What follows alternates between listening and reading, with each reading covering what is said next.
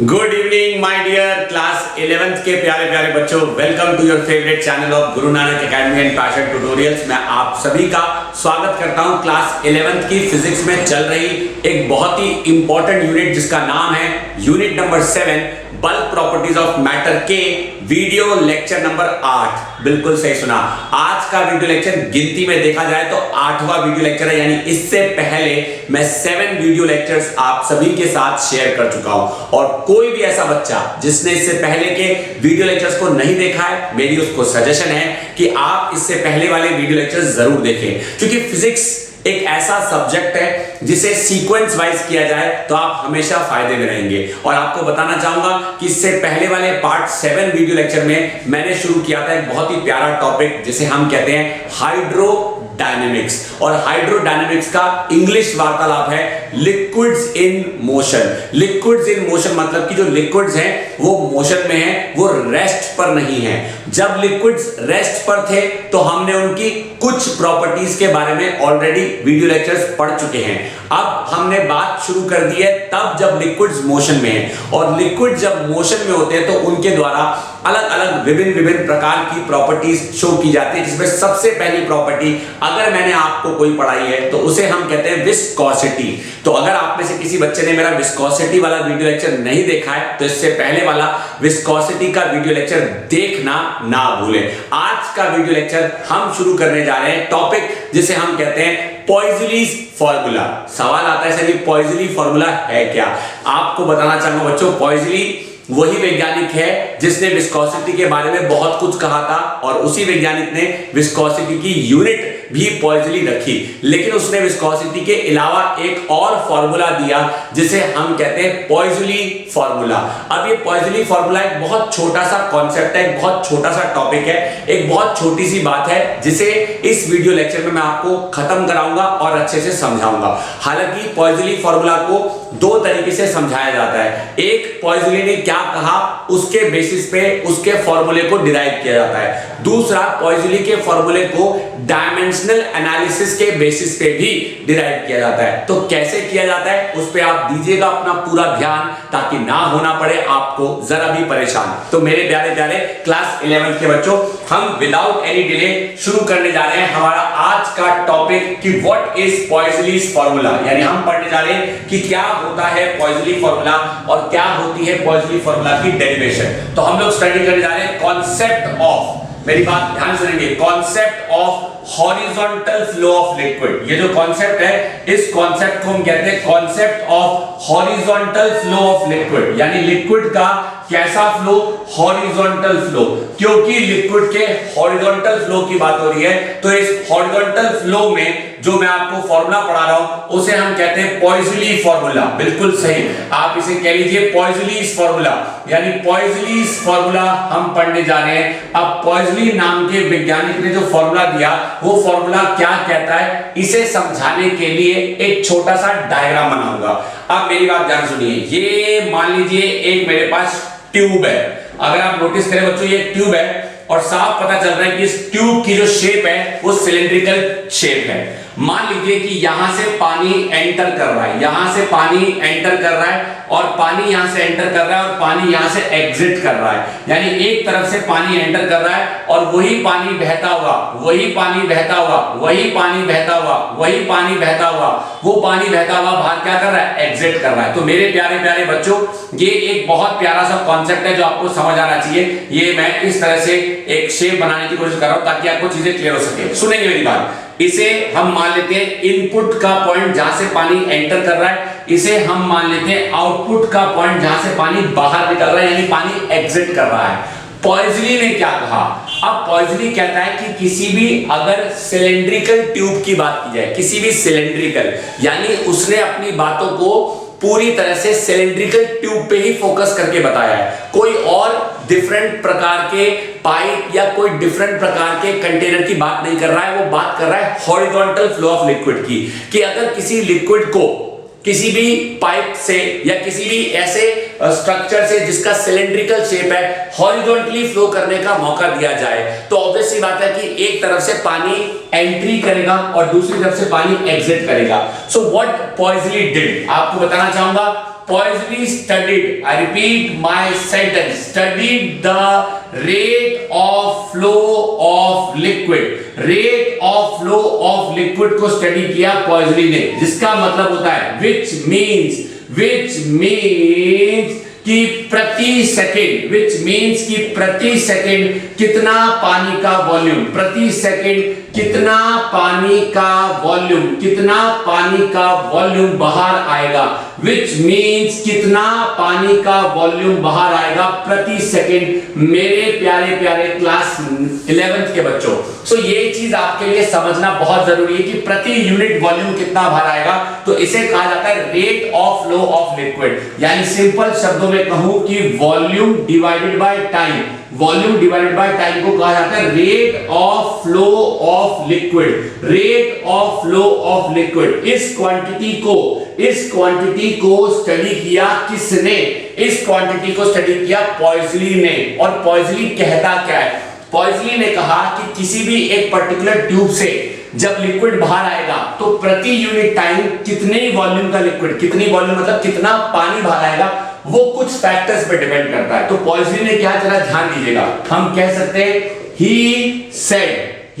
Said कि horizontally flow करने वाला पानी, ही सेड कि हॉरिजॉन्टली फ्लो करने वाले पानी की वॉल्यूम, हॉरिजॉन्टली फ्लो करने वाले पानी की वॉल्यूम, हॉरिजॉन्टली फ्लो करने वाले पानी की वॉल्यूम प्रति यूनिट टाइम यानी प्रति यूनिट टाइम में जो पानी की वॉल्यूम होगी, it will depend, I repeat my sentence, it will depend on the following factors, it will depend on the following factors. यानी कुछ फैक्टर्स है जिसमें वो डिपेंड करेगा।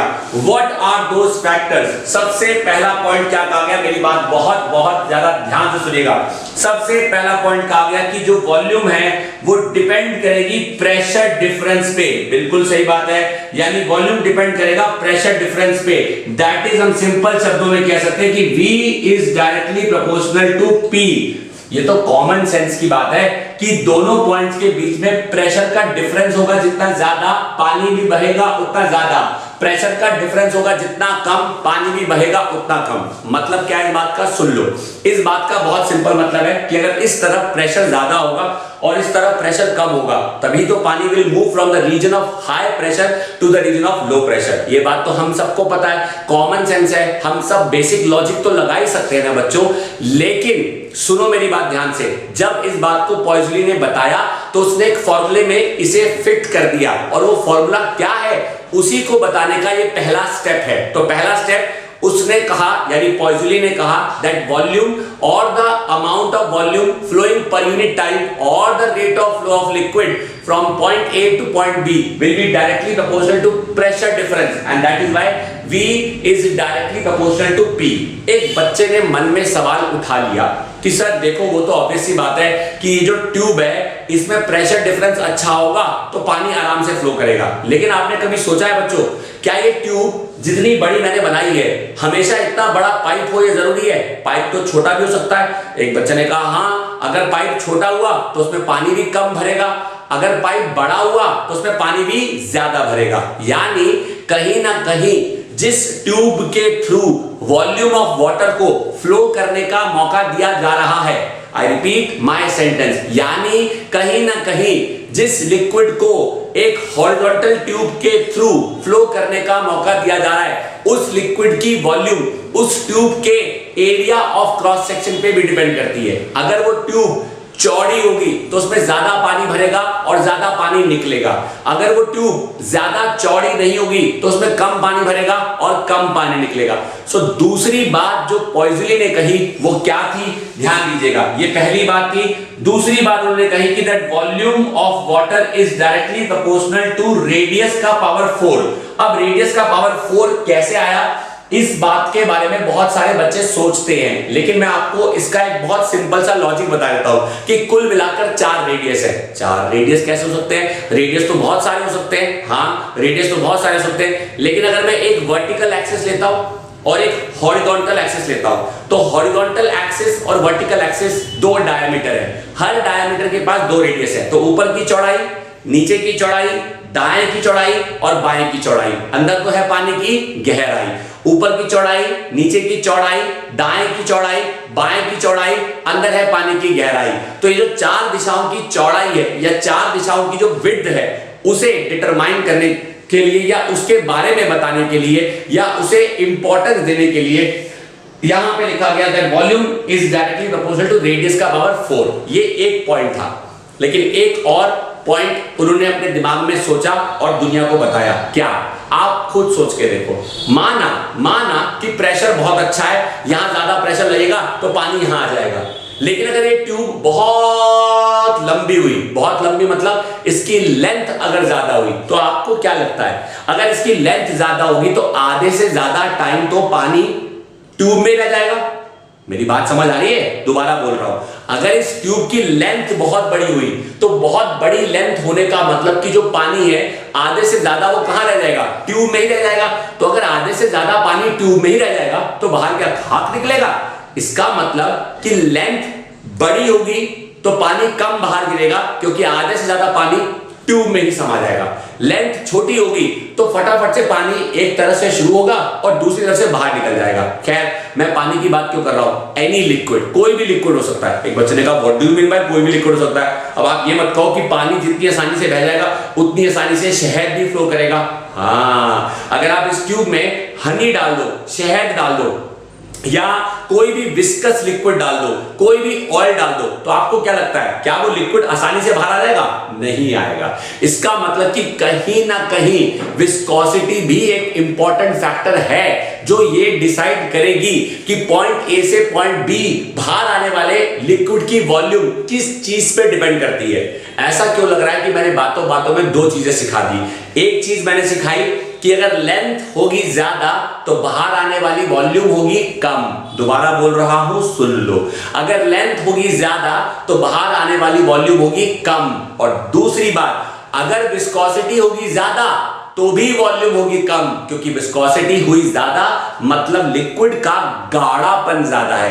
अगर लिक्विड का गाढ़ापन ज्यादा है तो वो आसानी से बह नहीं पाएगा, और अगर वो आसानी से बह नहीं पाएगा तो वो आसानी से बाहर निकल नहीं पाएगा। यही वजह है कि मैंने अभी जो दो बातें कही, अगर उन दोनों बातों को मैं कंबाइन करता हूं तो दोनों बातों को कंबाइन करके जो एक्सप्रेशन बनता है उस पे आप दीजिए अपना पूरा ध्यान, ताकि ना हो आप जरा भी परेशान। तो तीसरा पॉइंट बनता है that volume of the liquid प्रति unit time is inversely proportional to length, inversely proportional to length. और चौथा पॉइंट बनता है मेरे प्यारे प्यारे बच्चों that volume is also inversely proportional to viscosity, viscosity.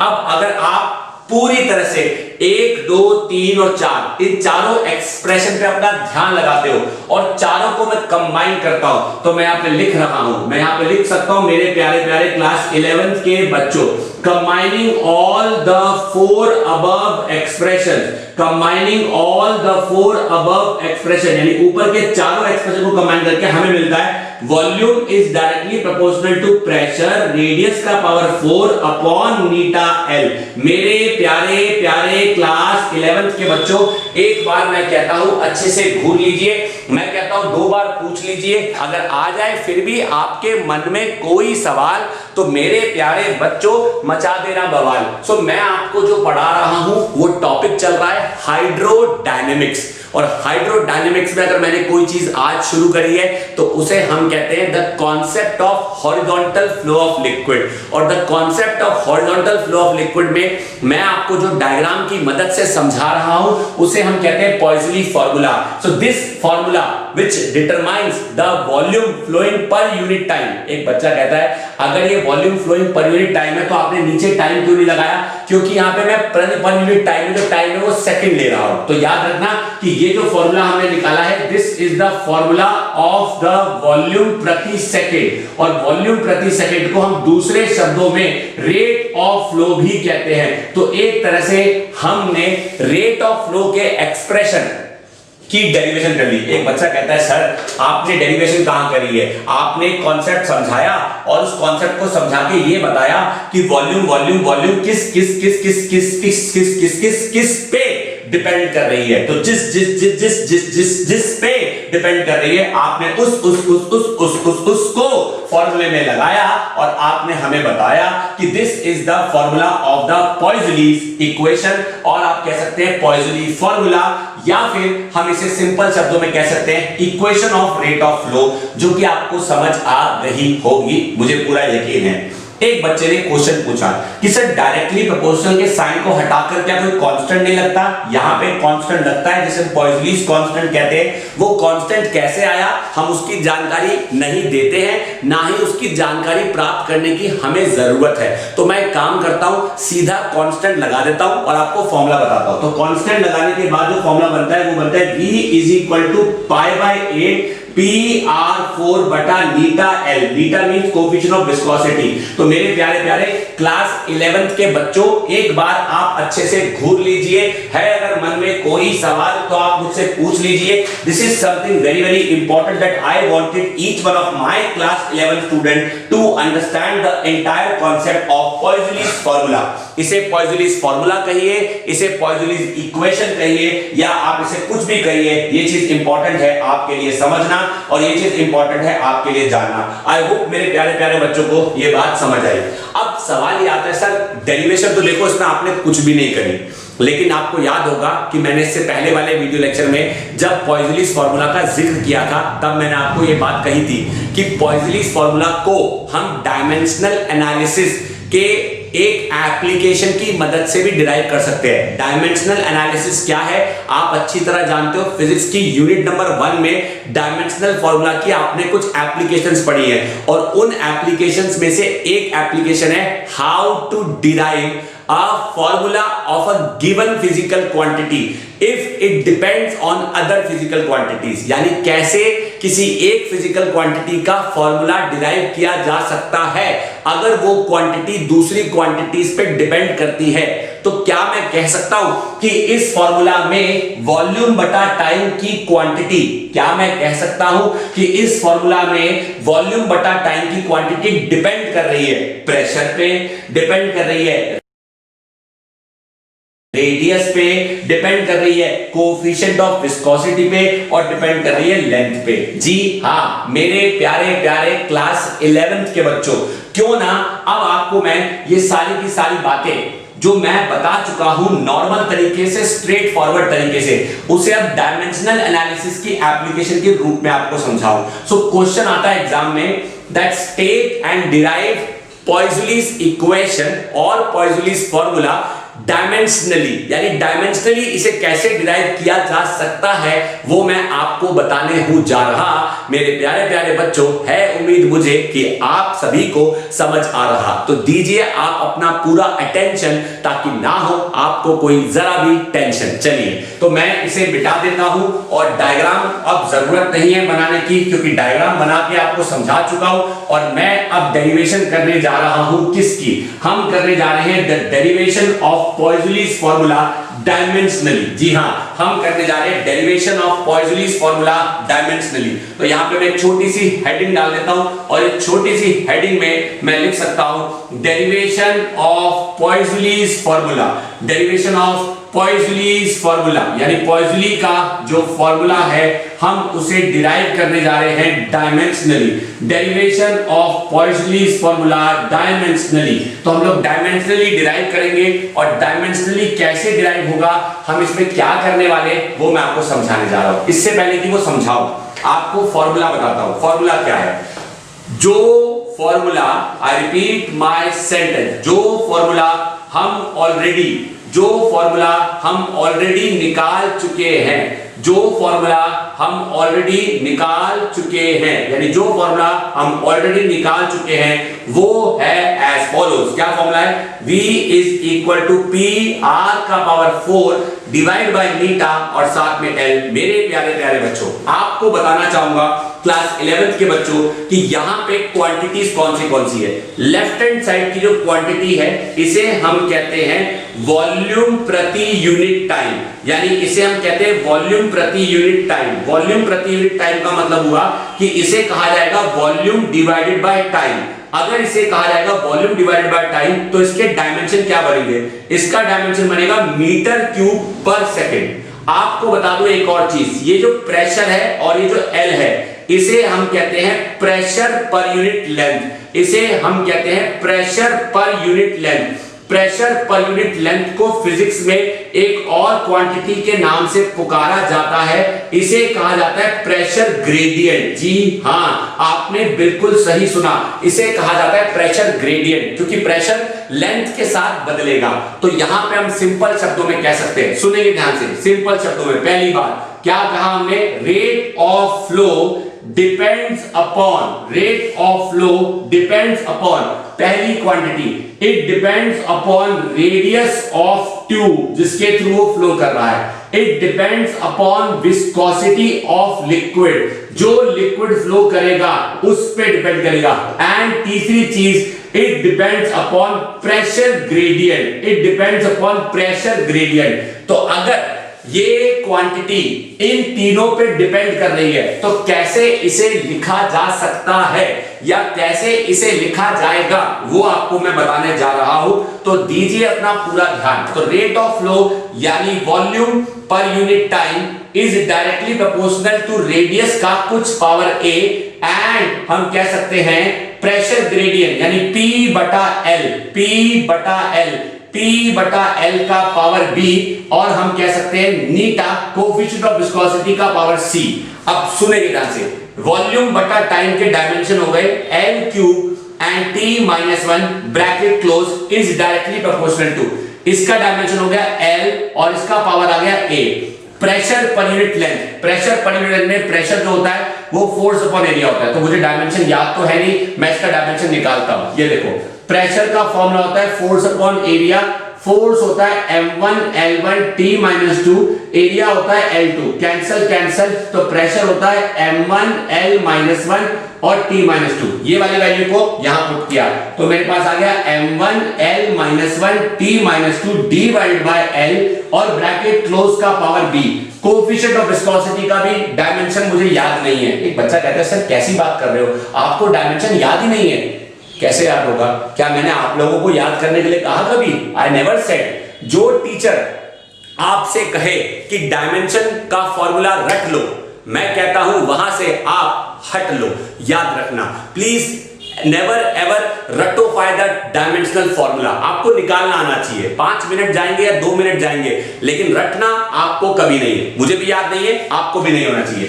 तो मुझे प्रेशर का डायमेंशन फॉर्मूला याद नहीं था, मैंने निकाल के पुट किया। मुझे कोएफिशिएंट ऑफ विस्कोसिटी का डायमेंशन फॉर्मूला आता ही नहीं है, तो मैं उसका भी डिराइव करूंगा। कोएफिशिएंट ऑफ विस्कोसिटी का फॉर्मूला होता है eta is equal to force into length upon area into velocity, यानी m1 l1 t-2 l बटा l का पावर 2 मल्टीप्लाइड बाय LT-1। तो ये एक L, ये एक L, ये 2 L कट गए, एक T-1, एक T-1 कट गया, तो मुझे प्राप्त हुआ m1 और हमारे पास ये L ऊपर आया तो बन गया L-1 और हमारे पास आया T-1 का पावर, मतलब का पावर C। अब देखो यहां ऑटोमेटिकली आ गया, मतलब जो चीज मुझे वहां पुट करनी थी वो यहां पे आ चुकी है, लेकिन कैसे आई वो मैंने आपको बताया।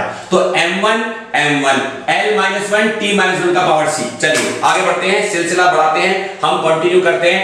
यहां पे हमारे पास L3, L का पावर 3 t का power -1 is directly proportional to, सुनेंगे ध्यान से मेरी बात, जो मैं बोल रहा हूं बहुत इंपॉर्टेंट है।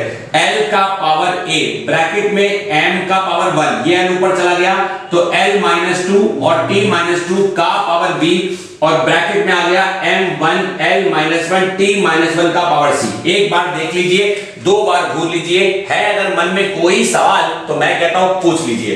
आप देखेंगे जरा, L का पावर 3 t का power -1 and directly proportional to L का पावर, यहां पे A है, यहां पे -2b है, तो यहां पे लिखा A-2b, A-2b -c।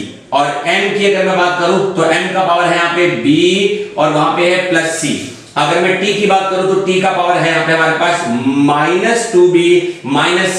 मेरे प्यारे प्यारे 11th क्लास के बच्चों, एक बार घूर लीजिए, मैं कहता हूं 2 बार देख लीजिए, है अगर मन में कोई सवाल तो प्यारे प्यारे बच्चों मचा देना बवाल, देख लीजिए।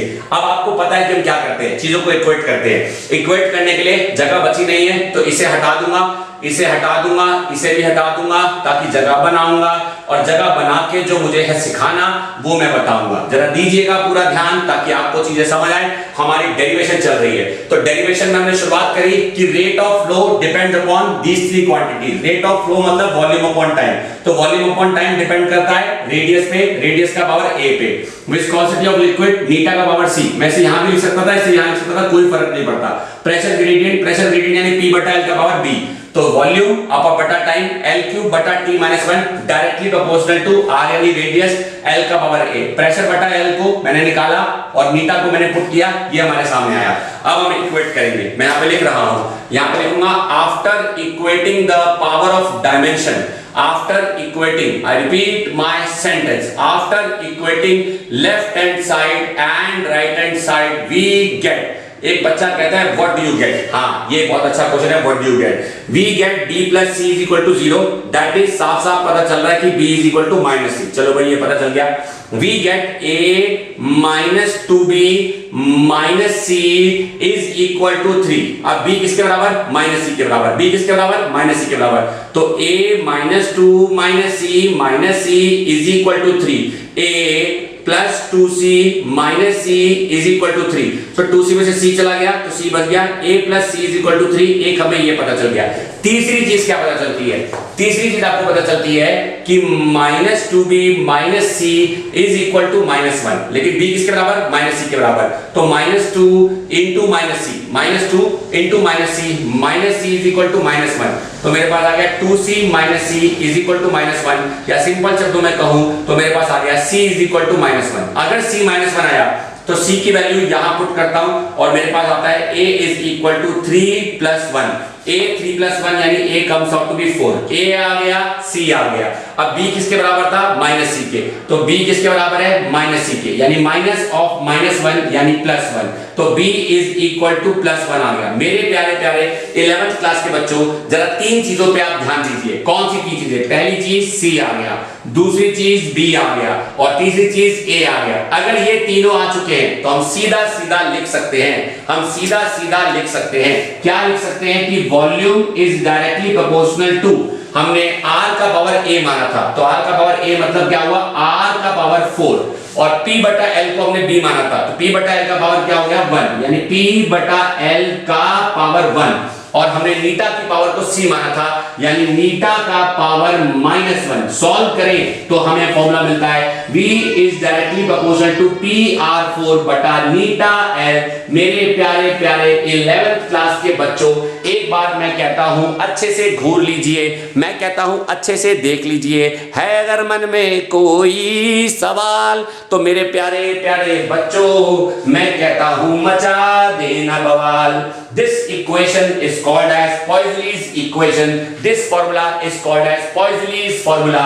और मैं आपको ऑलरेडी बता चुका हूं कि डायरेक्टली प्रोपोर्शनल के साइन को हटा के यहाँ पे कांस्टेंट डाला जाता है जिसे हम कहते हैं पाई बाय 8 PR4 बटा नीटा l। जब कांस्टेंट नहीं पता होता तो हमेशा उसकी जगह k पुट किया जाता है। ये आपको बेसिक जानकारी मैं फिजिक्स की यूनिट नंबर 1 में डायमेंशनल एनालिसिस के इस एप्लीकेशन को समझाते समय ऑलरेडी अच्छे से बता चुका हूं। सो आई होप मेरे प्यारे प्यारे 11th क्लास के बच्चों को आज के इस वीडियो लेक्चर में पॉइज़ुइलीज़ फॉर्मूला क्या होता है, पॉइज़ुइलीज़ इक्वेशन क्या होती है और क्या उसका मतलब है, क्या उसका फॉर्मूला है और कैसे वो काम आ सकती है, अलग अलग प्रकार के लिक्विड्स के रेट ऑफ फ्लो को स्टडी करने में इसकी बहुत बड़ी एप्लीकेशन है। खैर अभी हम लोग इस यूनिट में एप्लीकेशन कम सीख रहे हैं, कॉन्सेप्ट ज्यादा सीख रहे हैं, क्योंकि जो हम सीख रहे हैं वो है जो हमें बताया जा रहा है, लेकिन जो हमें बताया जा रहा है वो कहां काम आएगा ये चीज आपको भविष्य में आगे चलकर इंजीनियरिंग में या हायर फिजिक्स में जरूर जानने को मिलेगी। तो कभी भी आप ये मत सोचिए कि हम जो पढ़ते हैं वो क्यों पढ़ते हैं, क्योंकि हम जो पढ़ते हैं वो इसलिए पढ़ते हैं क्योंकि हमारा पढ़ा हुआ जरूर कहीं ना कहीं अच्छे से काम आता है। तो आई होप मेरे प्यारे प्यारे बच्चों को इस वीडियो लेक्चर में मेरे द्वारा बताई हुई समझाई हुई ये सारी बातें अच्छे से समझ आ गई। So this was a very short and sweet video lecture. मैं चाहूं तो अगला टॉपिक शुरू कर सकता हूं, लेकिन करना नहीं चाहता क्योंकि अगला टॉपिक थोड़ा सा इंपॉर्टेंट है, अगला टॉपिक थोड़ा सा बड़ा है, थोड़ा सा वास्ट है। अगर मैं उसे शुरू कर दूंगा तो इसे खत्म करने में बहुत समय लग जाएगा और खामा का छोटा सा प्यारा सा वीडियो लेक्चर आपके लिए 1 से 1.5 घंटे का बन जाएगा। तो उस चीज को अवॉइड करते हुए अगला टॉपिक मैं अगले वीडियो लेक्चर नंबर 9 में लेकर आऊंगा। जी हां मेरे प्यारे प्यारे क्लास 11th के बच्चों, अगला video lecture is going to be a video lecture number 9, जिसमें मैं आपको पढ़ाऊंगा पॉइजली के अलावा एक और वैज्ञानिक थे जिनका नाम था स्टोक्स। जी हां, वो इंग्लैंड के क्रिकेट प्लेयर बेन स्टोक्स की बात नहीं कर रहा हूं मैं, एक दूसरे वैज्ञानिक हैं जो कि स्टोक्स थे। उन्होंने एक फॉर्मूला दिया और वो फॉर्मूला कहलाता है, इनफैक्ट मुझे कहना चाहिए एक लॉ दिया जिसे हम कहते हैं स्टोक्स लॉ। और स्टोक्स लॉ के आधार पे, स्टोक्स लॉ के बेसिस पे एक और कॉन्सेप्ट है जो इस यूनिट में पढ़ा जाता है, जिसे हम कहते हैं the concept of terminal velocity. क्या होता है स्टोक्स लॉ, क्या होती है टर्मिनल वेलोसिटी, बहुत जल्द लौट कर आऊंगा, अपने प्यारे प्यारे 11th क्लास के बच्चों को समझाऊंगा।